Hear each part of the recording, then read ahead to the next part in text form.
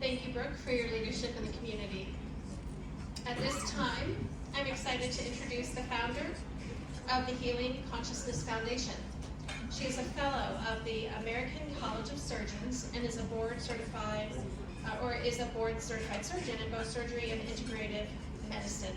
She inspires patients, colleagues, and today, all of us. Please help me welcome Dr. Beth Dupree.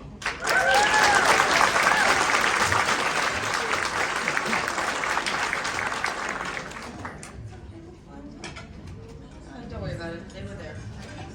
She just stole my notes, and I gotta wing it. What the heck? Do you love these smoking hot boots? So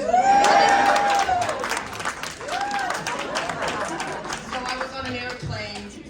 Believe it or not, 7 direct flights to Dallas from Phoenix, and my flight got canceled. They had to reroute me through LA. I sat next to this amazing woman, Patricia Smith, unbelievable, great lady. She was married to Emmett Smith, the running back guy. And I didn't know who she was at the time, but she wrote a great book called Second Chances. And I said, please don't think that I'm being like this crazy wackadoo, but I have to have those boots. I said, I'm giving a keynote address on International Women's Day, and I got to have them. And she goes, I'm giving a keynote address on International Women's Day, and I'm going to wear them. And I said, do you mind if I buy your boots? And she goes, well, you can go get them at Dillard's, which I did, so anyway. So today is International Women's Day. It's a day to celebrate women. I mean, I celebrate women every day because I think we're freaking awesome. I don't know about you guys, but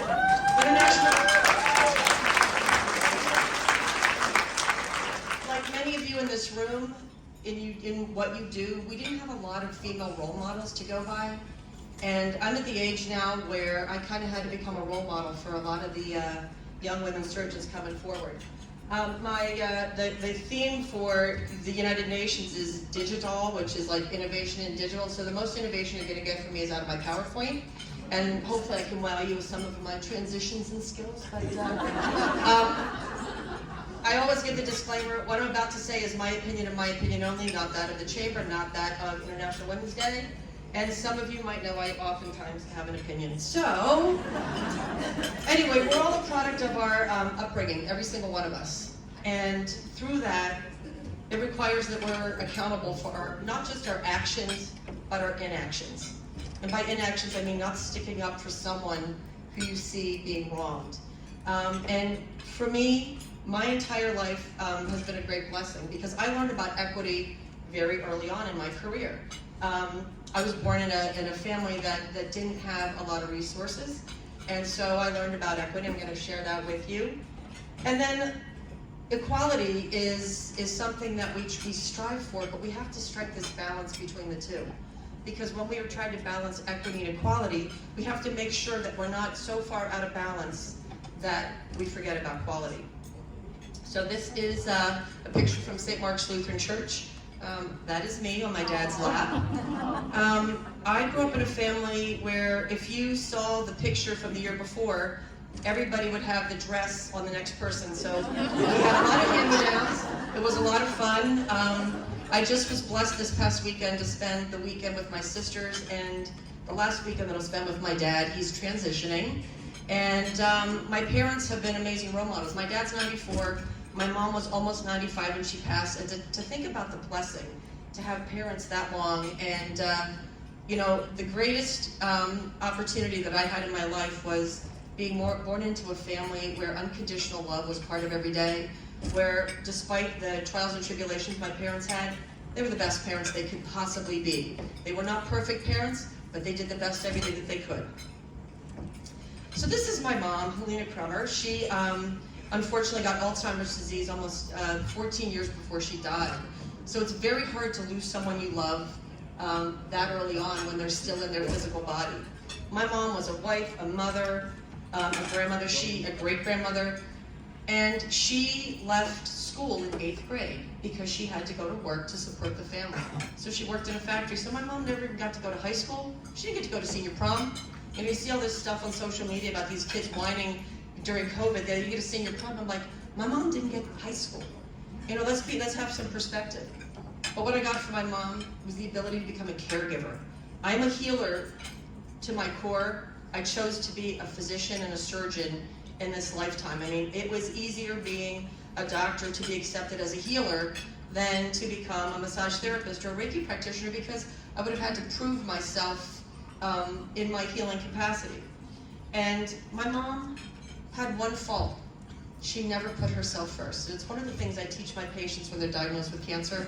You've got to put yourself at the top of your list. And I'm telling every single one of you in this room, putting yourself on the top of your list is not about being self-centered. It's about becoming centered on self, because when you care for yourself really, really well, you can care for others better. And my beautiful dad, he was a police officer, he was in the Army, he graduated in 11th grade. He wanted me to become a plumber because he thought I could make a lot of money, which I probably could have. I would have made more money as a plumber, because nobody takes insurance when your toilet gets clogged. My dad had 6 girls and 1 son, and my dad did not say, hey, listen girls, you know, go get your hair done, get your nails done, keep a cute figure because you're going to have to find a husband to take care of you. Dad, that was never Dad's message. It was, get a career, love what you do, be good at what you do, and the only limitations that you have in your life are those that you place on yourself.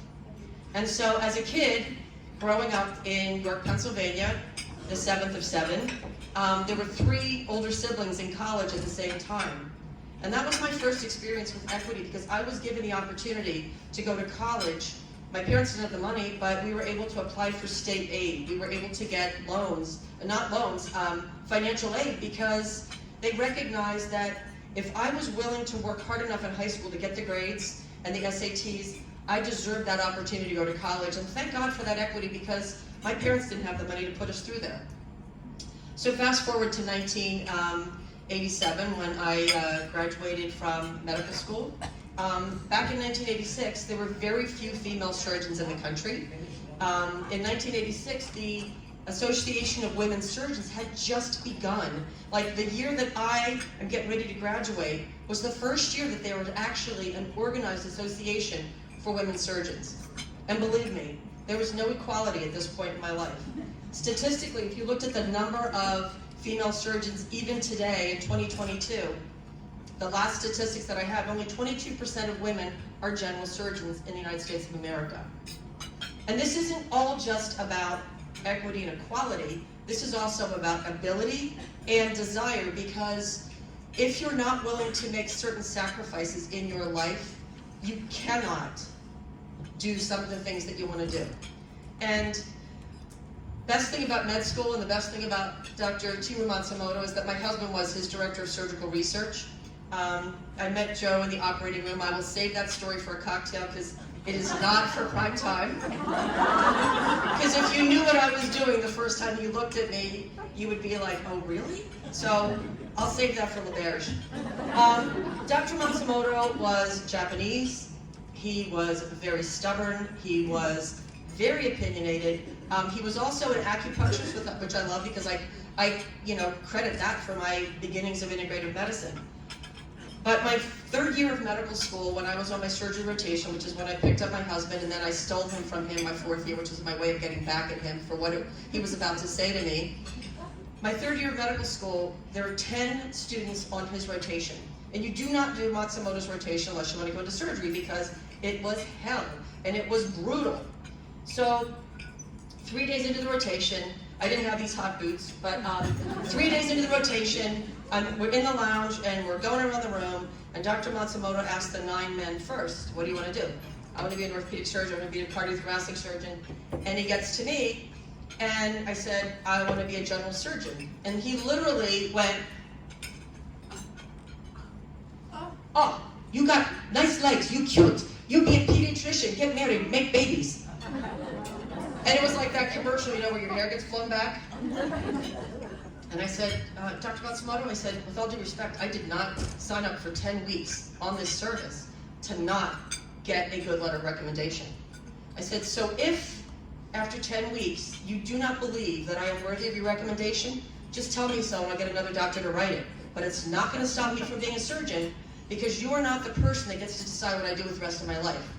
And he elbows the chief resident, John Baruso, and says, Baruso, she got bigger balls than you right now.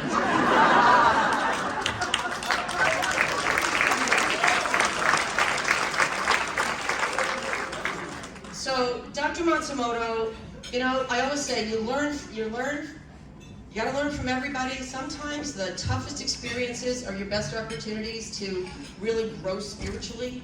And that experience really did it.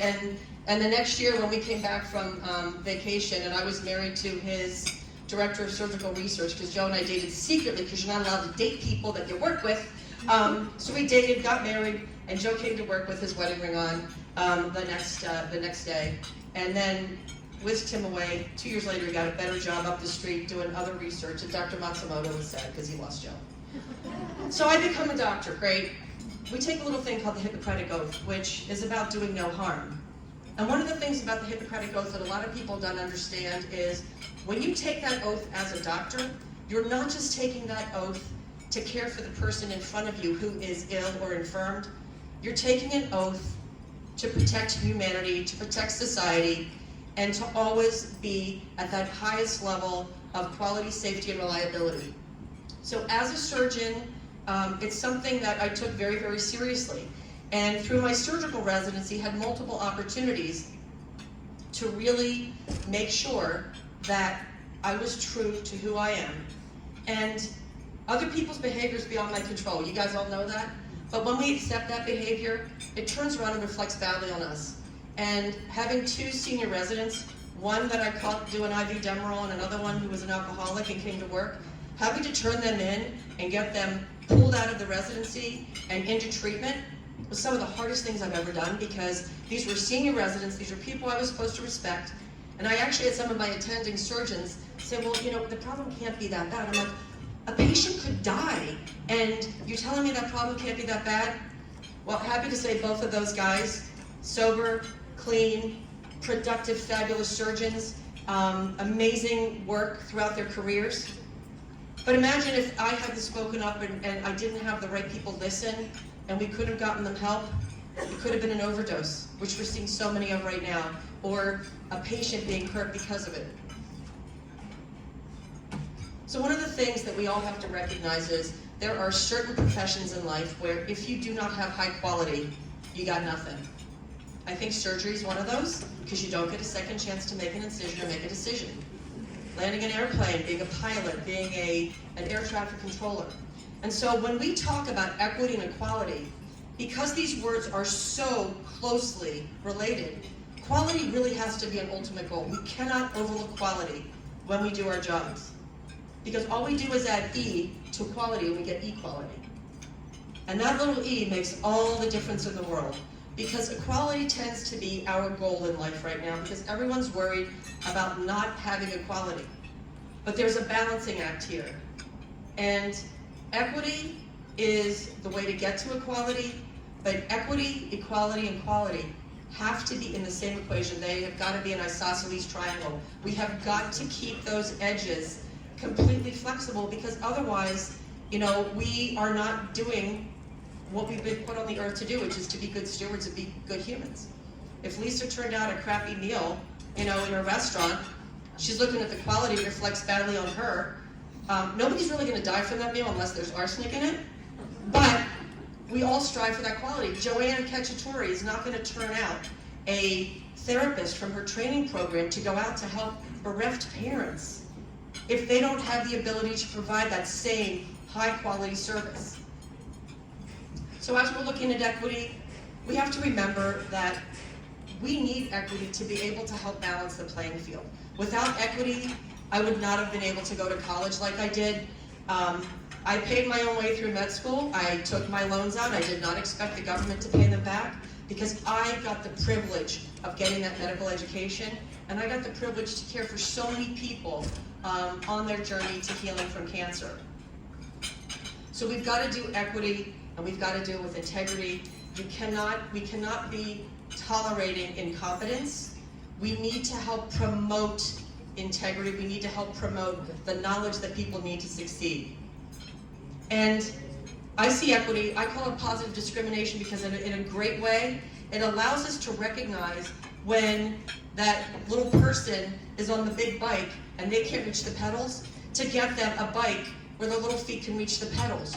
Or my girlfriend Julie, who became a paraplegic in a car accident during COVID, a beautifully talented surgeon, She can't ride her upright bike anymore, but now she can ride a recumbent bike that she can sit in, because that is what equity brings to us. So as women, we have a lot of difficult choices to make in life, because we got to bear the kids. Sorry, it's nature. Sorry, we got the womb. We got to do it. So I had a lot of decisions. I had a lot of decisions to make in my life. Was my life going to be just about having more money in the bank to go into retirement? Was it going to be about a big house? Was it going to be about having an academic appointment, having my name on papers? Was it going to be about having children? Was it going to be about my relationships? Was it going to be about marriage? I was someone that wanted to have kids. When I met my husband, I said, I really want to have kids. And he says, well, I could take it or leave it, kind of thing. And he said, it was actually, I don't need to have children for my life to be complete. But when we made a commitment to each other, not only did my husband step up to become the best dad on the planet, because my boys are freaking amazing, he also chose to stand behind me in my career, knowing the difference that I make in the world.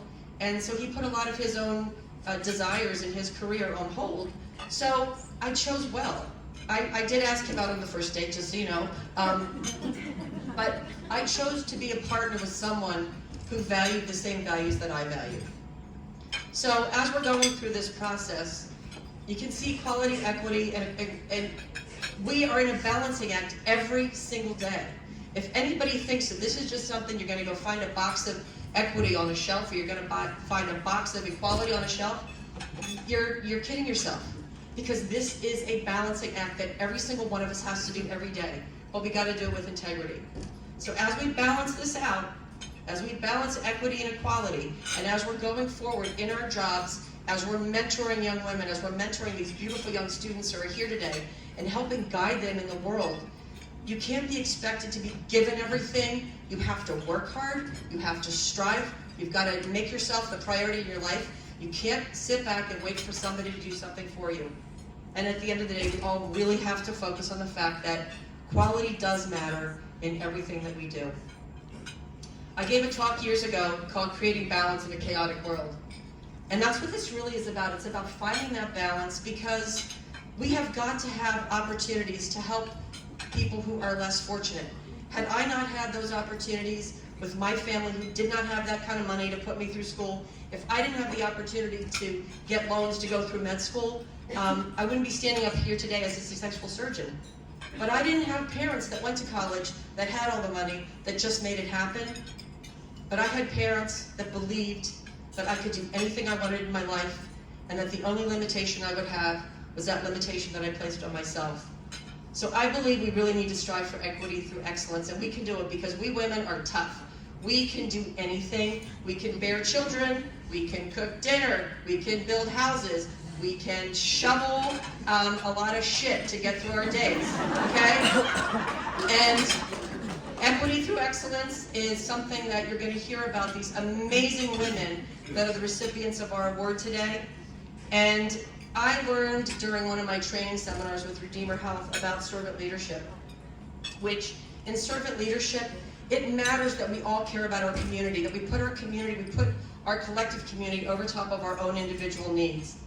And women can be leaders by stepping up and really becoming that servant leader, becoming that person that's helping to build community. And I love today that so many women and men are in this room hearing this, because we all need to do this.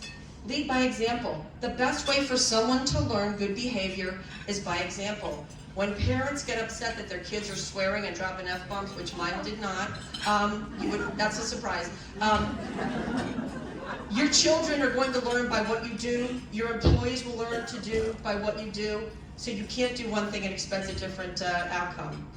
And you've got to have open and honest communication. When I was a chief resident, I had 2 first-year residents. Neither one of them were cut out to be surgeons. One guy was a pathological liar, and I saw him as dangerous. The woman was lovely, but she was going to get eaten up. There's no way she was going to survive 5 years of surgical residency, because anybody who looked at her sideways, she was crying in the locker room, losing her stuff.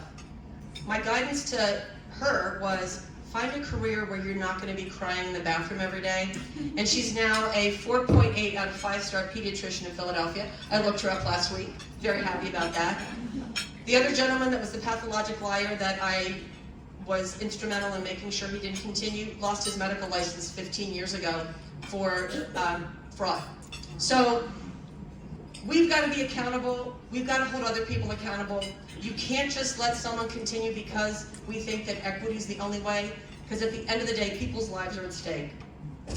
So as you leave here today, I just want everyone to recognize that none of us is given the gift of tomorrow. Today may be our last day. Today's probably going to be my dad's last day on this planet. But for 94 years, he's lived an amazing life, and he was really clear that, you know, he didn't want anybody sitting around crying because he was ready. And when I asked him, it's the best thing I asked him, Saturday, I said, Dad, what was your favorite thing in life? And he's a pilot, and I'm thinking he's going to tell me it's flying an airplane, or maybe hanging out with you girls. He said, digging with my backhoe. So as we leave here, we mentor young women. Remember, when someone's floundering, sometimes they need you to have compassion and to come with them from a place of love, to help them go from floundering to flourishing. Because we all have the ability to do that. And when we see someone that's in a position where they're not going to be able to get out of it, they're not meant for that position, be honest and help them find their passion and purpose. Because when we all find our passion and purpose, our lives get better. So this is the way we have to go forward with our equity embrace, making sure that we make sure that quality, equity, and equality are all recognized as important parts of this equation.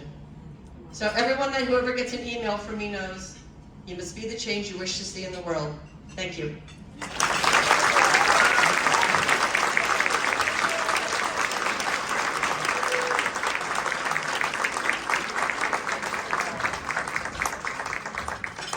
So inspiring. Thank you, Dr. Dupree.